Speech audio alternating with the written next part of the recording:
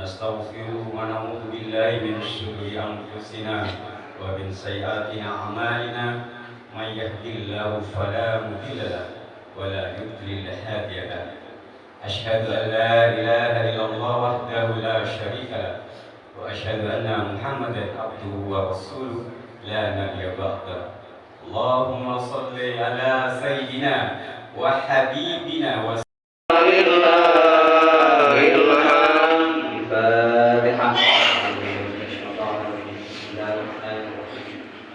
لله رب العالمين الرحمن الرحيم مالك يوم الدين إياك نعبد المنبر وعلى منبر عيد الأضحى ركعتين جامع رحمكم الله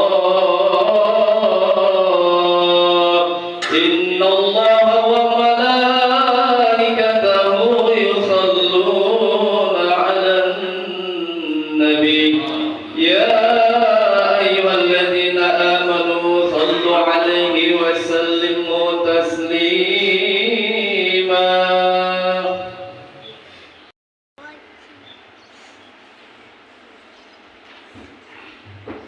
السلام عليكم ورحمة الله وبركاته. اللهم قوي الإسلام من المسلمين والمسلمات والمؤمنين والمؤمنات. أكبر الله أكبر الله أكبر الله أكبر الله أكبر الله أكبر الله أكبر الله أكبر الله أكبر الله أكبر كبيرا والحمد لله كثيرا وسبحان الله بكرة وأصيلا لا إله إلا الله أكبر ولله الحمد. الحمد لله الحمد لله الذي جعل هذا اليوم عيدا للمسلمين وجعل عبادة الحج وعيد الأضحى من شعائر الله فإنها من تقوى القلوب. أشهد أن لا إله إلا الله وحده علام الغيوب وأشهد أن سيدنا محمدا عبده ورسوله المبعوث رحمة للعالمين نذيرا وبشيرا. اللهم صل وسلم على سيدنا محمد وعلى آل سيدنا محمد وأصحابه ومن تبعهم بإحسان إلى يوم الدين. أما بعد. Hari ini tanggal 10 Zulhijjah 1445 Hijriah dengan tenang dan khidmat kita dapat melaksanakan sholat Idul Adha dengan khusyuk dengan harapan semoga seluruh amal ibadah kita diterima Allah Subhanahu wa taala. Shalawat dan salam semoga senantiasa kita limpahkan kepada junjungan kita, pemimpin besar revolusi, yaitu Nabi Muhammad SAW yang telah mewariskan kepada kita umatnya satu dasar pandangan dan keyakinan yang mutlak kebenarannya, yakni agama Islam yang satu-satunya dengan tauhid Allah. Inna dina indallah Islam. Wa may yabtaghi ghayra Islam dinan fala yuqbal ma'hu. Dan barang siapa mencari agama selain Islam, maka amal ibadahnya tertolak dan dia di akhirat termasuk orang-orang yang merugi. Hadirin hadirat yang dimuliakan Allah, di atas mimbar ini khatib berwasiat pada diri khatib dan jamaah sekalian untuk selalu bertakwa, menjalankan seluruh perintah Allah, menjauhi seluruh larangan-larangan Allah, meninggalkan bentuk kemaksiatan, dosa, segala bentuk kedurhakaan dengan sungguh-sungguh, dan takwalah dan takutlah kepada Allah di mana saja kalian berada, baik di dalam kesendirian maupun di dalam keramaian, di dalam kemudahan maupun kesulitan, di dalam kesehatan maupun dalam sakit. Benar-benar bertakwa, maka Allah akan berikan kemudahan daripada kesulitan, dan Allah berikan rezeki dari arah yang tidak disangka-sangka. Wa may yattaqillaha yaj'al makhraja wa yarzuqhu min haitsu la yahtasib. Hadirin jamaah salat Idul Adha yang dimuliakan Allah, khatib berwasiat pula di atas mimbar ini, janganlah kita mati kecuali dalam beragama Islam. Kita berharap di akhir perkataan kita ketika ajal datang, Allahumma ij'al akhir kalamina inda inhiyai ajalina qaul la ilaha illallah. Ya Allah, jadikanlah ketika ajal datang kepada kami perkataan tiada Tuhan selain Allah. Allahu Akbar, Allahu Akbar, Allahu Akbar, walillahil hamd.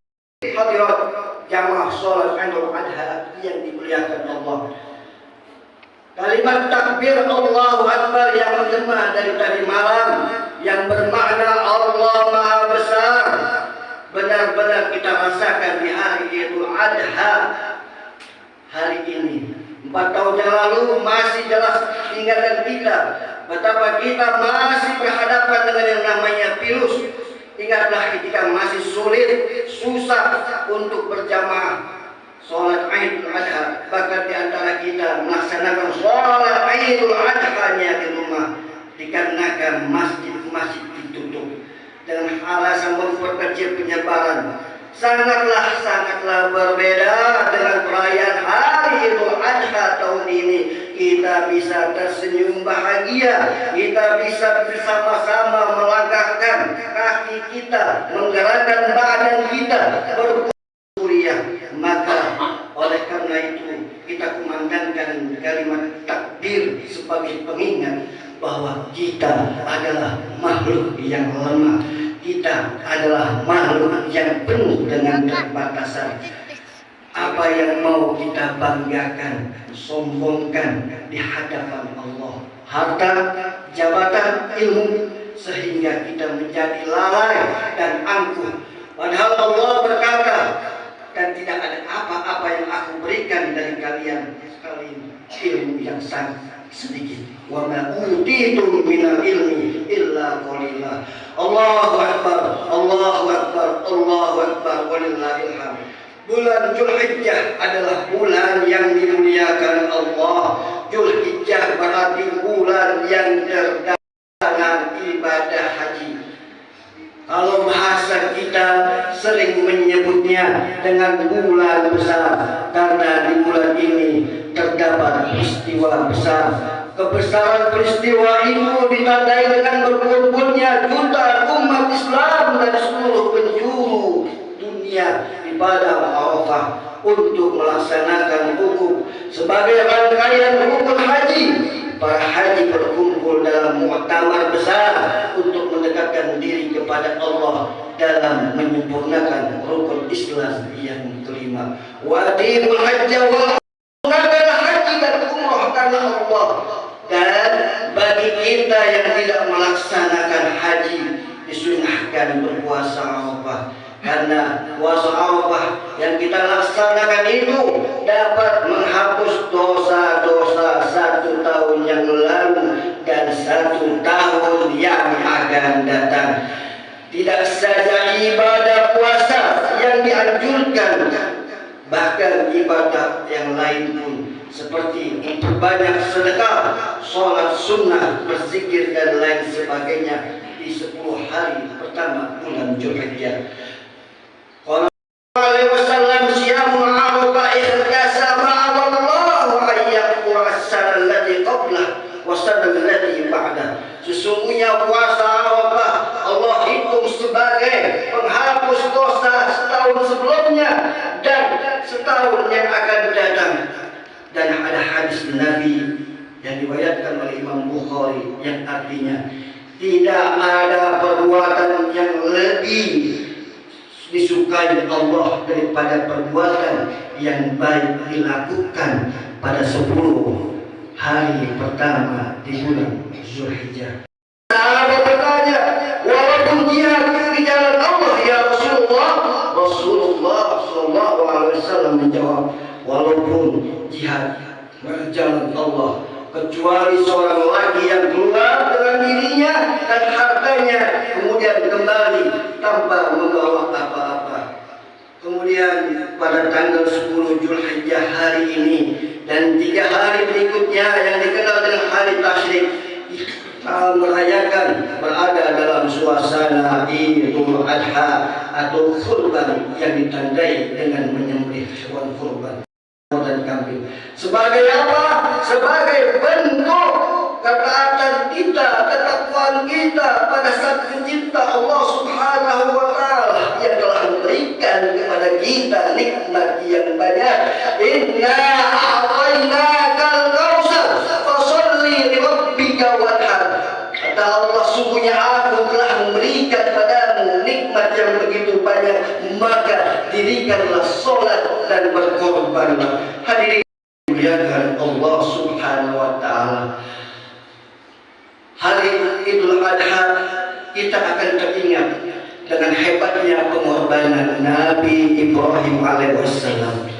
Bagaimana tidak, ia diperintahkan oleh Allah untuk menyembelih putranya yang dicintai. Harta bisa dicari, jabatan bisa dititi, tapi anak tak bisa diganti. Rasa sayang ayah pada anaknya tidak lagi, tidak perlu dipertanyakan. Begitu pula dengan Nabi Ibrahim pada putranya Nabi Ismail. Allah memerintahkan pada Nabi Ibrahim untuk menyembelih anaknya. Bukanlah suatu perintah yang ringan, bukanlah suatu pekerjaan yang mudah. Ini perintah yang amat berat. Ketika Nabi Ibrahim yakin bahwa semua ini benar-benar perintah Allah, maka ia tak ragu dan berkata pada anaknya, ya bunayya inni ara bil manam anni asbahuka fanzur madza tara. Wahai anakku, aku bermimpi aku menyembelihmu, pikirkan bagaimana pendapatmu. Ismail kecil saat itu berusia 7 tahun, ada 13 tahun, tetapi Ismail kecil bukanlah seperti anak seusianya. Ismail kecil bukan seperti anak sebaya pada umumnya. Imannya begitu kuat, pendiriannya begitu kokoh, tegas dalam menjawab pertanyaan ayahnya. Ya abati, if'al ma tu'mar, satajiduni insyaallah minas sabirin. Wahai ayahku, lakukan apa yang diperintahkan Allah kepadamu, niscaya engkau akan mendapatiku orang yang sabar. Setelah Nabi Ibrahim alaihissalam dan putranya Ismail kecil bersepakat detik-detik penyembelihan, Ismail kecil pun berbisik dan berkata kepada ayahnya dengan penuh keikhlasan, ya abati isdud ribati hatta la aqrib wahkum anni sawbaka hatta la yatanassar alayya syai' min dami fatarahu ummi fathazan. Kencangkanlah ikatanku agar aku tidak bergerak, dan angkatlah lengan bajumu sehingga tidak ada bekas noda. Nanti jika ibu melihat bercak darah itu, niscaya dia akan bersedih. Wasri' ma'rus sikin hatta ahwanul mauti alayya fa idza ataita ummi faqra alaihi salam. Dan percepatlah gerakan pisau itu di leherku agar terasa lebih ringan bagiku, karena kematian itu sangat dahsyat. Apabila engkau telah kembali, sampaikan salamku kepada ibuku. Allahu Akbar, Allahu Akbar, Allahu Akbar, walillahil hamd. Hikmah yang bisa kita ambil dari kisah Nabi Ibrahim dan Nabi Ismail kecil tersebut. Yang pertama, dalam beragama kita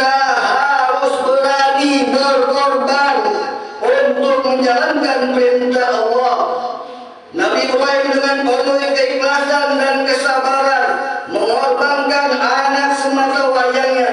Memang kita bukan Nabi Ibrahim, tapi kita sama-sama hamba Allah. Kita mempunyai kewajiban untuk menjalankan perintah Allah Subhanahu wa ta'ala.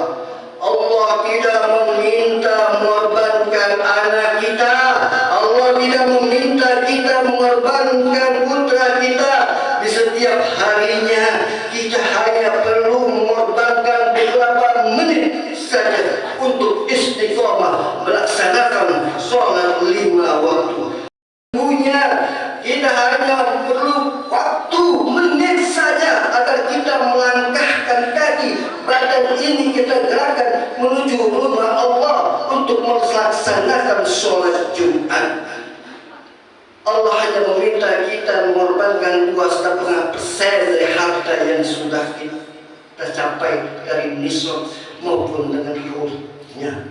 Tapi itulah kita manusia, betapa berdosanya kita, betapa hinanya kita. Seringkali sholat yang hanya beberapa menit disepelekan, bahkan ditinggalkan. Zakat mal yang 2,5% tidak dihiraukan. Bahkan kita sadar dan paham betul bahwa hidup ini tidak lama lagi. Kita paham betul nafas kita akan berhenti, alam kubur telah menanti kita, tapi justru kita sering tergoda dengan indah dunia ini dan itu. Sibuk memperbanyak kendaraan, mengumpulkan harta dan menghitung-hitungnya. Ya Allah, kami sadar kami umat yang penuh dosa. Ya Allah, ampunilah dosa kami, ampunkanlah kesalahan kami. Tanpa ampunan-Mu, tanpa kasih sayang-Mu ya Allah, tanpa rahmat-Mu, sungguh tak layak kami mencium bau surga-Mu, tapi kami tak kuat di neraka-Mu. Yang kedua, hikmah dari kisah Nabi Ibrahim alaihissalam dan anaknya Nabi Ismail adalah mendidik anak akan pentingnya ilmu agama. Kita bisa melihat betapa Ismail kecil menjadi penguat ayahnya untuk menjalankan perintah agama. Ismail kecil tak takut dengan derasnya darah yang mengalir. Ismail kecil tak takut akan kehilangan nyawanya. Ia lebih takut akan murkanya Allah. Hanya tidak dikerjakan. Saat ini menjadikan anak yang paham agama dan mampu melaksanakan perintah agama bukanlah hal yang mudah. Tetapi sulit apapun itu menjadi kewajiban kita sebagai orang tua. Seorang anak bisa membawa kita ke surga, tapi justru juga bisa menjumuskan kita dalam neraka. Jangan sampai kita sibuk mencari harta. Jangan sampai kita sibuk akan kesibukan dunia, lalu melupakan pendidikan agama untuk anak-anak kita. Anfusakum wa ahlikum nar. Jagalah dirimu dan keluargamu dari api neraka. Anak yang dipaksa untuk menjalankan perintah agama saat ini mungkin mengeluh, saat ini mungkin menangis, tapi yakinlah pada saatnya akan bahagia. Dan pada saatnya ia akan mengucapkan terima kasih kepada orang tuanya yang telah memaksa dirinya untuk belajar ilmu agama dan mengamalkannya. Begitu pula suatu saat nanti orang tua tak akan bangga dengan jabatan dan harta anak, tapi orang tua akan lebih bangga dan senang ketika sang anak di sela kesibukannya menyempatkan diri untuk menjaga sholat 5 waktu, menjalankan perintah agama, menjauhi larangannya, mendoakan orang tua dan berbakti. Semoga anak-anak bapak ibu sekalian, termasuk anak-anak yang ditakdirkan pemahaman dan pengamalan ilmu agama, amin amin ya rabbal alamin. Dan pelajaran yang ketiga, jika ingin berkorban, berkorbanlah karena Allah. Jika kita punya harapan, berharaplah kepada Allah. Jika harapan kita tergantung pada manusia, maka bersiaplah untuk kecewa. Tapi bila harapan itu digantungkan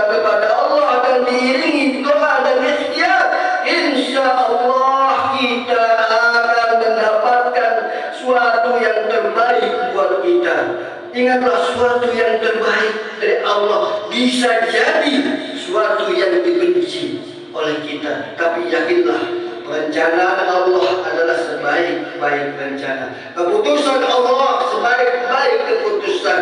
Maka pasrahkan semuanya kepada Allah. Terima apa yang telah menjadi takdir kita. Syukur setiap detiknya. Insya Allah kebahagiaan dunia dan akhirat akan kita gapai.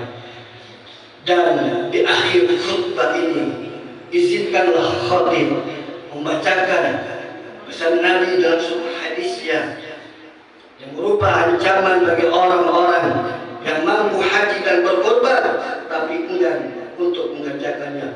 Qala Rasulullah sallallahu alaihi wasallam, "Man wajada sa'atan falam yudahi fala yuqabbala musallana." Yang artinya, barang siapa memiliki kemampuan untuk berkorban namun tidak berkorban, maka jangan sekali mendekati tempat musolah kita. Waqala Rasulullah sallallahu alaihi wasallam, "Man lam tahbisu hadatan zakhirah aw maradun habisun aw sultanun za'ir wa lam yahujju falyamut in sa'a yahudiyan wa in sa'a nasraniyan." Tidak menghalangi hajatnya atau sakit yang bisa mencegah atau karena pemimpin zalim lalu ia tidak berhaji, maka silakan ia mati dalam keadaan Yahudi atau Nasrani. Barakallahu li wa lakum bil Qur'anil Karim wa nafani wa iyyakum bima fihi min ayati wa zikril hakim wa taqabbal minni wa minkum tilawatahu innahu was-sami'ul 'alim. Allahu akbar, Allahu akbar, Allahu akbar, Allahu akbar, Allahu akbar, Allahu akbar, Allahu akbar kabira, walhamdulillahi katsira, wa subhanallahi bukratan wa asila, la ilaha illallah wallahu akbar, Allahu akbar walillahil hamd.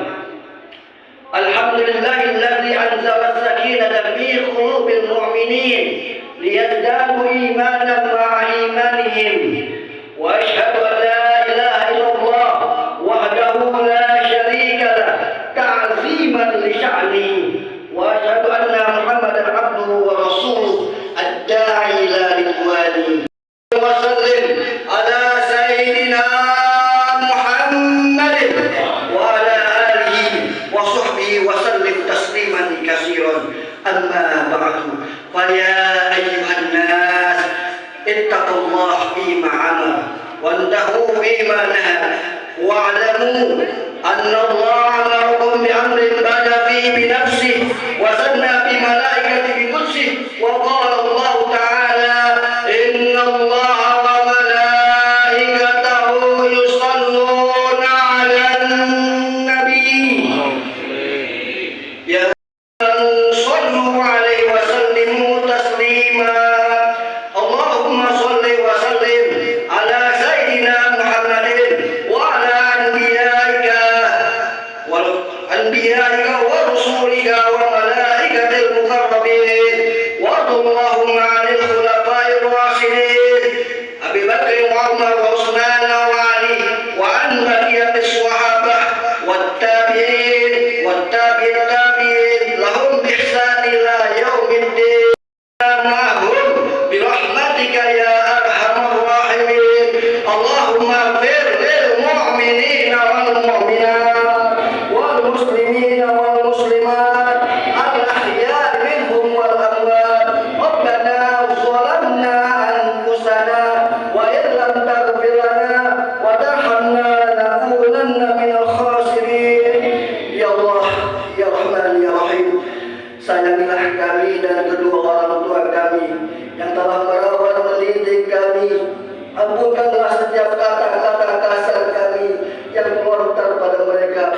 Berikanlah kesempatan kepada kami berbakti kepada keduanya. Lembutkanlah hati mereka untuk kami agar mereka ridha sehingga bertemu mengatakan padamu, ya Allah, ya Allah, ya Rahman, ya Rahim. Jika engkau telah mengambil mereka kehadiratmu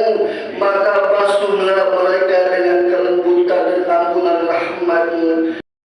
Kami dengan mereka dalam surgamu. Jadikanlah sisa umur kami menjadi jalan kebaikan buat ibu bapa kami. Jadikanlah kami anak yang soleh dan solehah, yang dapat memuliakan orang tua kami di hadapan ya Allah. Ya Allah, ya Rahman, ya Rahim. Bersihkan hati kami, jiwa kami dari hasad dan dengki. Jangan biarkan setan menggerogoti persaudaraan kami. Ya Allah, ya Rahman, ya Ghaniyun ala kulli syai'. Berikan kepada kami yang hadir di tempat ini kemampuan, kekuatan, kesempatan dalam hidup kami untuk melaksanakan ibadah haji dan umrah, untuk sholat di Masjidil Haram, bertawaf di sekeliling Ka'bah, bersa'i dari Safa ke Marwah. Ya Allah, kami ini makhluk yang lemah, yang mempunyai keterbatasan, tapi kami yakin sesungguhnya tidak ada yang sulit dan berat ketika Engkau berkehendak. Ya Allah, izinkanlah kami semua yang hadir sini berziarah ke makam kekasih-Mu, orang yang paling mulia akhlaknya, baginda Nabi besar Muhammad sallallahu alaihi wasallam beserta keluarganya. Ya Allah, berikanlah kami kemampuan untuk selalu berkorban setiap tahunnya, maka lapangkanlah dan luaskanlah rezeki kami ya Arhamar Rahimin, ya Razzaq, ya Allah, ya Ghafur.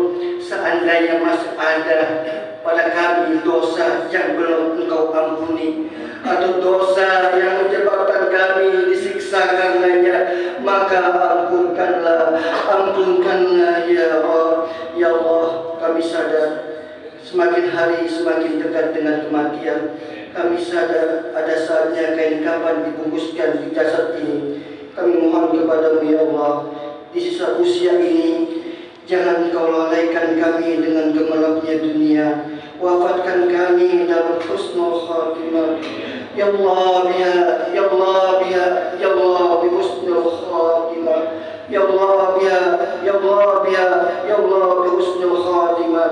Ya Allah biha, ya Allah biha, ya Allah bi husnul khatimah. Rabbana atina fid dunya hasanah wa fil akhirati hasanah وقنا عذاب النار. عباد الله إن الله يأمركم بالعدل والإحسان وإيتاء ذي القربى وينهى عن الفحشاء والمنكر والبغي يعظكم لعلكم تذكرون. واذكروا الله العظيم يذكركم واشكروا على نعمه يزدكم ولذكر الله أكبر والله يعلم ما تصنعون. والسلام عليكم.